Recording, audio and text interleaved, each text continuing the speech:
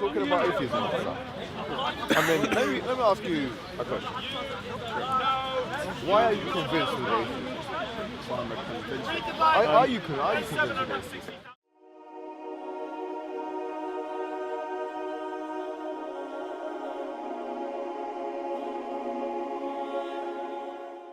And explain metaphysical realities like consciousness thinking with mathematics language. What I was thinking to do. So is with common sense. So you're using these words. What does that word mean to you? What's common sense? Best judgment. Who's best judgment? My best judgment. I'm just asking a question. Can I just finish my point again? Yes. I just want to come back to the evolution aspect because I think you might have misunderstood why I brought it up. It's just you asked me come up with something that is as complex as the universe that hasn't been designed. And I just told you what human beings will understand that from a single That came from the material of the universe anyways. Yes, yeah, but I just gave you an example of something. This is why. And it's not as complex. Are you telling me that the universe, this is in the Quran, it's an interesting verse. You want to know what it is? It says, أنتم أشد خلقا من السماء بناها.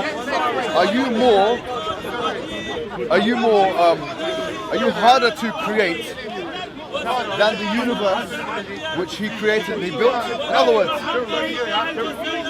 and in the Quran it also says, لا خلق السماوات والأرض أكبر من خلق الناس ولكن أكثر الناس لا يعلمون. It says that the creation of the heavens and the earth is more impressive or bigger than the creation of human beings. This is what human beings don't know. First and foremost, as I said before, is the problem of equating the physical elements, which are inanimate, with biological elements, which are animate. It's a false comparison. It's completely false. That's fair enough. The reason why I brought this example is precisely to answer your question, give me an example of something complex that appears through natural processes. I didn't say it like that. Okay. No. That's why. So fine. You agreed before that randomness doesn't exist. I said. You did say that. Yeah, it's an interesting debate. I think potentially randomness at a quantum physics level does exist, but we don't know for sure. On a macro level? On a what? On a macro level. Macro level? Yeah. No, not that I know. Does it exist or not? Okay, so if randomness doesn't exist on a macro level, then you can't attribute the design of this universe to random processes. Well, I never claimed that. Good. So, okay. Thank you very much. So you agree with me on every point. You actually agree with me on every. The difference between me and you is not our inference. It's the conclusions we draw from. No. The difference between me and you, my friend, is not our inferences to the naturalistic phenomena. The difference between me and you is our willingness to engage with that which we see with our two eyes, and that which we infer, and that which we can logically deduce. That's the difference between me and you. Nothing to do with logic, and nothing to do with difference. Me and you have the same, we are interpreting the data in the same way.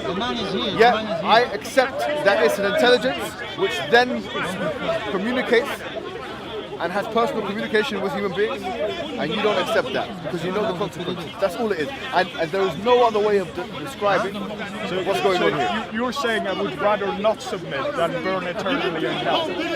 Yeah, I think that basically what's happening is as follows. Not submit than going to heaven. That's what you want to. I call it intentional. No. I believe it's intentional delusion. Let me tell you why. When I was younger, I used to watch, WWE. It's called WWF back then. And I was there when the Hulk Hogan was there, and The Rock, and these guys. And the truth is this. I didn't want to disbelieve that it was fake. My older siblings and whatnot, this is fake. I didn't want to believe that. Just like me and religion. You and religion. Yeah. I know there's going to be lots of atheists thinking, okay, but that's usually the atheistic narrative. Usually it's the case that the atheist is accusing the believer of deluding himself with religion. I believe that the atheist is deluding himself with atheism. It seriously is a delusion. Because you and I have just gone through all of the data, come to the same inference, and yet we have different theological conclusions. I believe this. The problem is sincerity. The problem is sincerity. We have to start thinking, what is the truth? Do I want to actually follow the truth? That's what it is. The Quran says, أَفَرَأَيْتَ مَنِ اتَّخَذَ إِلَهَهُ هَوَاهُ. Have you seen the one who has taken his own self as a god? Bentham writes in his book, Jeremy Bentham, he's a utilitarianism. He writes, you have two gods, you have two lords, the lord of pain and the lord of pleasure. Literally, quoting the Quran, you have the lord of pleasure. So you can accept the lord of pleasure of the 21st century. Believe me, you're going to be upset by it. It's going to make you depressed. Every atheist is... Let me tell you something. I genuinely believe this, and I'm going to go out on a limb. This is going to sound ridiculous to a lot of people. Wallahi, I believe this to the bottom of my heart. Every single atheist and on the face of this earth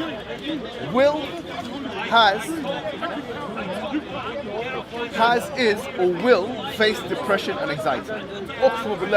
I swear by Allah, every single atheist, and I know you guys are watching, atheists, wallahi, no, I can tell you that for a fact. I'll tell you that. Why not? They can do, but not in the same way. I mean, the ones that blow themselves up, I'm sure they've got some sort of problems. Yeah, I'm sure they do. I'm saying, hold on. Do you think they face rejection and they don't do this? I am 100% sure, and I know this is maybe the case with you. If not, it will be. Every single atheist on the face of this earth, planet Earth, every single one who is over the age of puberty, either is going through depression, anxiety, or will go through it. I promise you. You know how I know that? The Quran says the following. It says, أَمْ خُلِقُوا مِنْ غَيْرِ شَيْءٍ أَمْ هُمُ الْخَالِقُونَ أَمْ خَلَقُوا السَّمَاوَاتِ بَلْ لَا يُوقِنُونَ. It says, have they been created from nothing, or are they themselves the creators of themselves? Did they create the heavens and the earth? And then it says, بَلْ لَا يُوقِنُونَ. They have no certainty. No atheist can claim certainty. Lack of certainty creates anxiety. Anxiety is the sister of depression. Every atheist is depressed. Can I just say, that's an interesting theory. I suggest you go look at numbers and facts. Don't just Fine, look at numbers. WHO, Forbes magazine came together, looked at the most depression, and found that 20 of the most depressed countries are Western. Committing suicide. Yeah, but Western Europe. are they atheistic countries? Yes. Why do you think your prophet contemplated suicide? No. Western Europe is the most depressed place in the world. Contemplated suicide. Get a boy from Kenya, look at his disposition, his psychological disposition. Get a boy from Kenya, a little young man. Or get even a kid from an impoverished person, disenfranchised, really analyze, do a longitudinal study on that person. And then do a longitudinal study on your average guy that works in the city here. He's happy, he's not happy, he's happy, he's depressed, he's happy, he's anxious, he cries at night, he's scared, he gets palpitations. Believe me. No, but And you know that's it. an interesting point. It's an interesting point. I think that you would possibly, and it would be interesting to have a look at the number and actually have a proper discussion. I believe this. I genuinely believe this. That's fine. I think it's interesting to see that one of the reasons you could explain why there's more depression in the West, because we actually deal with it. In a third world country, people are used to paying so much that they wouldn't be bothered to do a longitudinal study. I believe that the West has intentionally avoided doing longitudinal studies, with the exception of a few, like the WHO one or the Forbes magazine, with the exception of a few.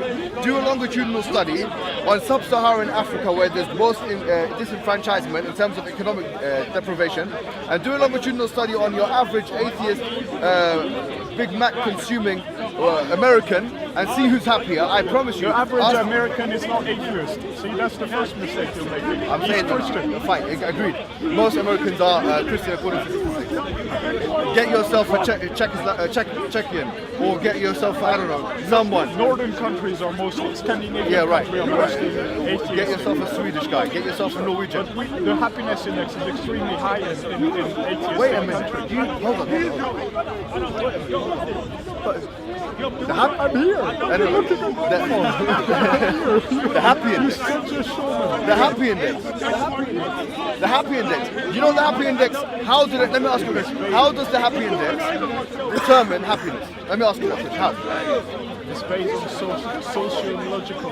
No, it's not. It's based on GDP per capita, HDI. These are economic indicators. It's a cyclical argument. The happy index says you're happy because you have more money. It presupposes that the more money you have, the more development there is in a country, the more money you have in your pocket, the happier you are. That's a cyclical argument. That's one of the factors. No, that's what they do it. HDI, GDP per capita. It's not just that. There are life expectancy. I understand literacy, but they don't do psychological studies. They don't do psychological studies. That's fair enough. It's not a psychological. The happy index is an economic indicator. It's not a psychological indicator. Fine, they have some sociological stuff. They do, but it's not psychological. I think They don't ask people about how they feel. They don't.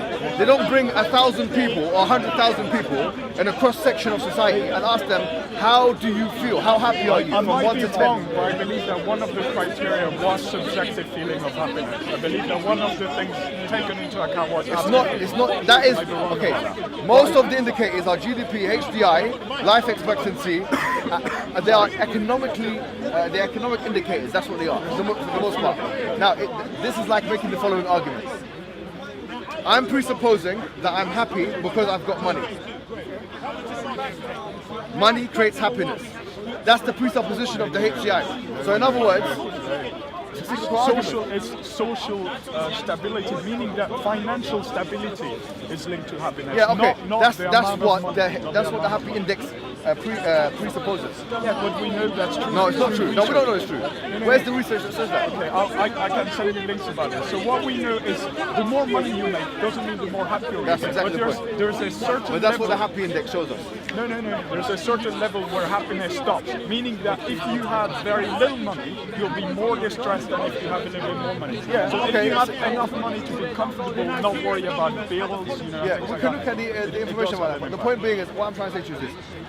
What I'm trying to say to you is, when you look at the pure psychological details, because I don't care about the HDI or the GDP or GDP per capita or the life expectancy or literacy rate for education. These things are actually, for me, they're economic indicators, sociological indicators. They're not anything to do with happiness. So what would you suggest as a good measurement? Subjective. So it has to be. So it must asking be people. subjective. Asking people. I propose the following: if the West has the guts to do it, do a longitudinal study on the most disenfranchised human beings on the earth in sub-Saharan Africa. Longitudinal studies, as many people as you can, cross-section of society, males, females, children, older people, etc. Proper study. Ask them questions. Longitudinal, yeah, and it has to be a good enough cross-section for it to be generalizable, and then we can start talking about these are details, but they're going to have limitations. It's going to have, as everything in sociology, it's not even natural science, it's social sciences, it's going to have methodological problems and limitations, right? Well, the point is I'm saying is this, that there is a connection between atheism and depression and anxiety, and that has been documented by many psychological journals. There's a serious connection. Exactly. So I've studied psychology. I'm a psychologist. So okay, that's good. So you should know this. Do you agree with me then? Yeah. I disagree with you. No, you shouldn't. I'll happily have a look at it if you send me the links for it. It's connected. You said there's many researchers Yeah. So that have demonstrated. they have demonstrated that religiosity is connected with basically psychological stability. There is any religion. I'm not even just saying Islam, by the way. I'm just saying that if you're an atheist, you're more likely to be anxious, and that's my point. And if you're not anxious today, you'll be anxious at one point in your life, 100%. Because dhan, you know what dhan is? Dhan is basically uncertainty. Atheism, especially negative atheism, agnosticism, is based on uncertain notions. You are not certain that God does not exist. You can't say that he doesn't for sure. No atheist on the face of the earth can say, I am sure that God doesn't exist. As a result of that psychological, I can say I'm sure, and I am sure that God exists. 100% sure. Yeah. That's a delusion. That's No, a no. delusion. To be 100% I'm sure of 100% something. sure. I can tell you, it's not delusion. Are you 100% sure that you exist? Are we good? Okay, it's close enough to 100% for me to say it's Are you 100%. certain that you exist? There's a lot of things that we Are you don't... certain that you exist? Sure. Okay, fine. Can you prove that you exist? Look, This is Can you prove that you exist? The evidence is before us. I think this is your living proof. Prove that you exist. There's certain things that we accept as being true because the likelihood of them being wrong is so small that we disregard it. Okay, there's only one. Let me take you through the meditations. René Descartes. Go through all of the meditations. The best thing you can say, is I think, therefore I am. That's the best thing you can say, yeah? So let's skip to the chase. I think, therefore I am. That's how you prove you exist. Why are you presupposing I? The pronoun I. Okay. Let me break this down. René Descartes went through a series of 6 meditations. In his 6 meditations, he went through what he called stages. One of them was dualism. What's referred to now as philosophical dualism, where he called it the mind-body dualism. Yeah. The mind and the body, you cannot prove that the mind and the body are the same thing. Let me say that one more time. Let me say that one more time. No human being on the earth, on the face of this earth, can justify that the mind is the body. There's strong evidence that point toward it. No, there's no evidence. With neuroscience, there's more and more Wait, are you evidence sure you want to say this? brain activity. Fine. Are you sure? Is your body your mind? Are you your body? So what do you mean by mind? Are you your body? What do you mean by mind? Forget about mind. I've changed the question. Are you your body? Am I my body? Yes. What do you mean by this is metaphysical question. If I say I am, every behavior that comes out of me comes from my brain. Yes. Are you your body? So I am a lot more than just my body. It's a little bit more complex than that. If the notion of I is a social, psychological phenomenon. Fine. So are you your body? What do you mean by this? What do you mean by this? Try You said that the mind and the body are the same thing. The neurology points to that. The mind essentially to me is the brain. Fine. So is your mind, is your brain you? My body. Is your brain you? Yes, yeah, but there's a concept of me as well. There's a concept of I'm happy that you said that. I'm happy that you said that. You know why? He's gonna listen to this. Let me tell you why. Let me tell you. And by the way, I'm sorry I'm coming across. I feel like I'm coming across a bit. It's fine. It's just I don't know why I'm doing this. You're not really listening to me. I'm sorry. I apologize. Do you want to say anything more? No, that's fine. Go I think I'm just trying to unload a bit. That's fine. That's fine. You can take my apology, yeah? Yeah, Sure, yeah. Seriously. I appreciate it. Okay. Did you know that every cell in your body... Sorry. Did you know that every cell in your body has been replaced? Wait, what did you say, boy? Okay, I'll tell you what I said. Every cell in your body has been replaced, including the cells of your brain. If you were your brain, you have been replaced. So how many of you were there? Listen, that's a very interesting metaphysical question. For me, no, because you say, but I find that an actual interesting debate because I don't have the complete answers to that. There's a beautiful book that I recommend for you. It's called Aping Mankind by Raymond Tallis. He's an atheist, ardent atheist, and there's lots that have written like him. They dismiss philosophical materialism, physicalism. They say that it does not explain the mind, consciousness. It cannot. For this reason, no. But he's a neuroscientist, by the way, and he's an atheist. He has no theological baggage. The reason why he comes to this conclusion is as follows. Let me tell you something, Matt. Please. Say I made a robot. I called it Matt 2.0. Why would you call him that? Okay, fine. Matt 1.0. And it has all your characteristics. So it has your beautiful face. You applaud my It has mind. your excellent physique. It has your brilliant mind. And I even give it glasses just like yours. Are you saying, will it be me? Hold on. Now, I programmed this robot to be able to put algorithms and formulas in this robot so that it has the same responses that you do in most cases, or in all cases. In all cases. Yes, in all cases. Let's assume all cases. If I break this robot, am I a murderer? That's an interesting question. Yeah. Am I a murderer? It's a very interesting question because it's one that we will have to ask ourselves as human beings in the future once we create. I am asking it now, man. Yeah, but you're asking it now, but this is that I love that question because it's a very challenging question. But I think that as human beings, we will debate and debate. Let me give you the answer to this question. I believe no, but Thank you. I agree with that, man. You know why? What is the main difference between you and that robot? the robot was created. I wasn't. No, I'm not saying that. You're both created. you're trying to preempt me. I like this guy. Man. Don't try and preempt me. Tell me what's the main difference between you. I like that. I like that. The robot is a robot and you're a human. Yes, and Cohen has no legal rights. Yeah, okay. In my this is why I think it's an interesting question because I think you cannot definitely say no, it's not a murder. I think it's Matt, let me tell you something. And I'm going to say this and you're going to agree with it, Matt. And you're going to agree with it and you're going to agree with it. But he is not. He's going to be the first one.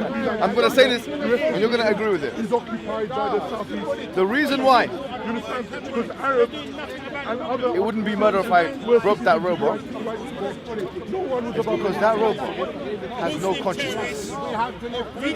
That robot, we cannot assume that that robot has first-person subjective experience. In other words, Not for now, but if he's exactly like me, then he has the same subjective experience. I didn't say it's exactly like you. I said that I made him in your image, and I've also programmed him with algorithm. But he doesn't have first-person. So in other words, I assume that you feel angry, upset, happy, So can I roll? anxious, depressed. No pun intended. I assume we are human beings. But a robot can't. Yeah, A robot can't. exactly. In the future, yeah. How in the future it can't? Yes, it's, yeah, it's trust me, impossible. trust me. A robot's a robot. It can't feel anything. It's impossible. No. It's impossible. Mate, it's impossible. He's trying to kill us. I'm so sorry. I'm just so passionate. Sorry. It can't. No, forget about it. No, It's his fault, man. I suggest you read books about artificial intelligence. It can't. But that's It's impossible. It's impossible. No, but okay, no. It's absolutely impossible. It's Matt, impossible. okay. It's impossible. I moved you. You can't. Wait, give it a second. Matt, Just repeat it. Sorry, man. Sorry about that. I apologize. he's right, though, in a way. I apologize. Let me tell you why he's right. You cannot assume that a robot of any kind has consciousness. When I go to a computer, my computer, I don't say, how you feeling today? I drive in my car and say, pat my car and say, Of course your computer doesn't. that is a computer. It's not going to feel like I feel. The difference between me and the computer is first-person, subjective, experiences, consciousness, sentientness. That's a word. Well, unless you program something of automating Okay, how do you get consciousness into it? What is consciousness? this is trying to work that part out. It's metaphysical. It's above and beyond the physical realm. It's not, you cannot, It's taking inputs and then do some process and then have an output. there's no consciousness button. There's no consciousness material. There's no consciousness I do visible to invite us. you to read No, books it about can't. artificial. It's not possible. Mate, it's not So possible. Matt, You cannot. there's so many questions No, that can only be answered by the religious narrative. Now let me tell you something, bro. Matt, I think it's time now. the robot can recognize things.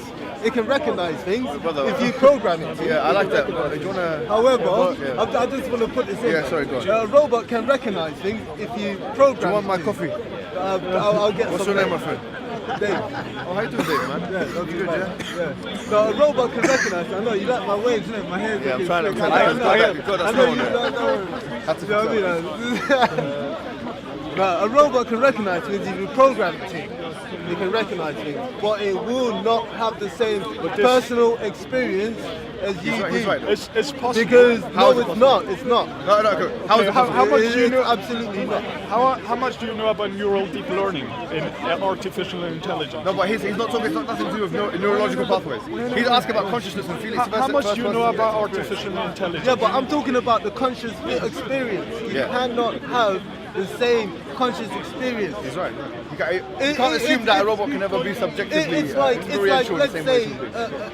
a different species of an animal or Okay, how would a you prove creature it? having the same let him prove it. Let experience. him. How would you prove that a robot of any kind, a computer of any kind, a machine of any kind, has first-person subjective experience? Any the computer that Turing you ever test. make. What do you know about the Turing test? I can't even prove that you have first-person subjective experiences. Do you know why? The reason why is because first-person subjective experiences are first-person. Science is third-person.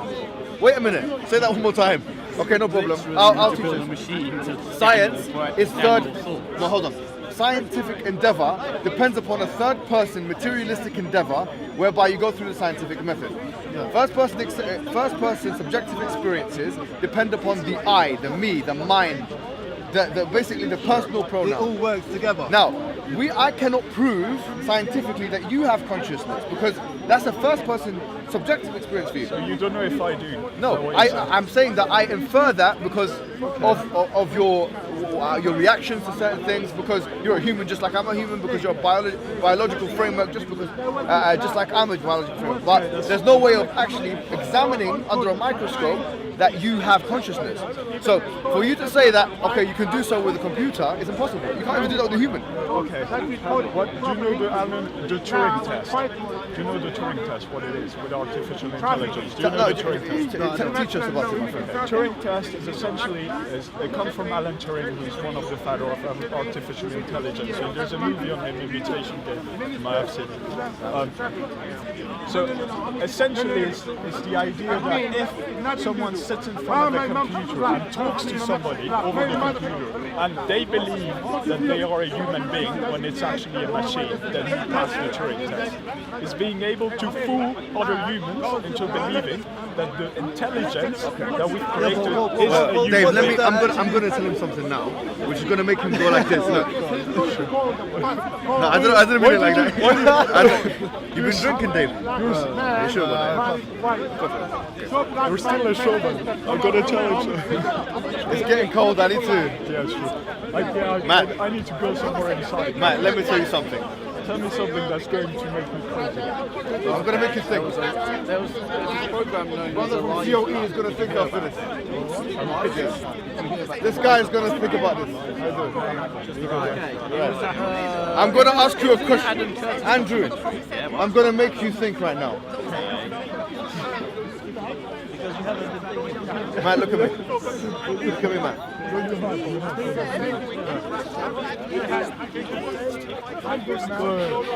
You're quite proud of yourself, I can tell. How do you know, Better be good. Matt? How do you know that you are not in a dream at the moment? How do you know? You can't 400%, but you can make an assumption that I'm not in a dream. How do you know that you're not in a dream at the moment? I've just answered. You mean in my dream? Or How do you know you're not going to wake up now? we don't know. Yeah. Okay. I'll tell you how you know. True. The difference between, according to me, the real world and the dream world is two things. Number one, consensus. It's referred to as consensus. Would I be freezing in a dream? Might be burning. No pun intended there. At least hell is warm, right? Let me tell you, no, it's going to be very hot. It's no joke. You'll be there for a long time. For eternity. Look, We need to talk more about this. we will do. The dream. How do you know you're not in a dream? Two things. Consensus. The fact that all of us have the same experiences. Alright? Two, continuity. The two T's. Continuity is that a dream, you might have a dream today, But when you go to sleep tomorrow, it's not going to be, you're not going to pick up where you left off. Usually it doesn't work. Sometimes you do. Sometimes you do. But it's very rare, let's be honest, right? It doesn't work in that series way. Like, you don't go to sleep and then, okay, I had a dream that I was with a beautiful lady and this and that, and I had a, and then the next day I dream again and I'm with the same one, and okay. But life works in that way. So do Can I already object to something? Yeah, no, Before you carry on, let me just say. The only objection I have to that is that I agree, when we're awake, we know we're awake. The only problem I have with that is that when we are asleep, we sometimes believe we're awake, and we're completely... Okay, when we're awake, we know that we're awake. I know I'm awake now compared to me dreaming. But when I'm dreaming, I sometimes believe I'm awake. It makes no sense, you know, the dream changes all the time, there's no continuity. But sometimes I'm deluded into believing that I'm awake. So it can work either way. Right? It can be like, you can think, I've had dreams where I thought I was bloody awake. Have you had that? I've had dreams where I thought this was real. Yeah, exactly. Yeah, that's my point. Yeah. So the problem is, and it's the same problem I have with people say, if God speaks to me, I'll know it. No, I'm not saying that. I'm not making that argument. I'm just saying to know is to perceive, and I'm not making that. I'm just saying that I think that once you're awake, you know you're awake. But the risk is you might be in a dream and be deluded into thinking you're awake, and that's possible. Because look, I think either way, you could argue both resolutions. You could. That's what Descartes argued. Let's be honest. He argued that how do I know my senses are not deluding me? He said that, right? Yeah. So, but the point is, I wanted to make you resist Matt. Do you know what? You want to talk about hell? You want to talk about heaven and hell? Today, I'm going to make you believe in heaven and hell. You're going to believe it. What? I'm an atheist. I don't believe in heaven. I don't believe in hell. Today, you're going to believe in heaven, and today you're going to believe in hell. We have more scientific evidence, experiential evidence, to suggest that there's going to be an afterlife than to suggest that there won't. What did you say? Okay, no, I'll say that again. We have more evidence. You don't have to. I heard you the first No, I want to say this is your showmanship again. I like it. Gets people listening. It does work. Because it's been like an hour and a half, man, or whatever it's been. It's been like an hour and a half. It's been a long time. An hour, yeah. So like people are gonna start logging off, and so I gotta make it. I'm gonna go somewhere warm, by the way. Hopefully not the hellfire. Look. Look. The most unscientific proposition is to assume that something which did never happen before will happen. What do I mean? What is science? Science is the examination of data, especially past data, to make inferences about the future. For example, I see that the sun rises. I infer that the sun will continue rising. Now, when we go to sleep, you go through an unconscious experience. And in that unconscious experience, it's regular for you to have a dream. What the atheist is telling me is unscientific. Why? If you ask an atheist what happens after death, you know what the atheist will say? The atheist will say nothing. You will just cease to exist after death. I'll say, well, from our experience of the past, all we know of the past is when your body goes through an unconscious process, that does not necessitate that the human will cease to exist. The mind, the consciousness will cease to exist. Your brain is still working. Once you're dead, your brain doesn't work hold on. anymore. There's no more. Once again, this is why it was important to preface what I said before with what I said. Because I said to you before, you are assuming a materialistic presupposition to the brain and the mind. I said to you now, there's nothing to suggest that the brain is the mind. If all of your cells in your brain have been replaced, has your mind been replaced? No, it hasn't. No, it hasn't. All of your cells in your brain have been replaced. By your logic, your mind should have been replaced, but it hasn't. Now my question is, so if the mind is distinct from the brain, and by the way, most philosophers lean towards dualism or idealism. Most philosophers in this world do not believe in materialism, even if they're atheists, because it's not a satisfactory account for the metaphysical reality of the mind and consciousness. Now, if we know the mind continues, even if the body ceases, my question is, how do you know that the mind will not continue when the body ultimately ceases in a biological way? Well, at night the body doesn't cease. That's precisely my point. It doesn't work, for example, because at night the body doesn't cease. Okay, let me say this one more time. Your cells replace, accept? Okay, your brain, the cells in your brain, they get replaced. Okay, if the cells in your brain get replaced and your brain was your mind, then your mind would be replaced. That's then brain cells don't transfer information. No, you're conflating two things. You're conflating the materialistic with the metaphysical. I'll tell you why.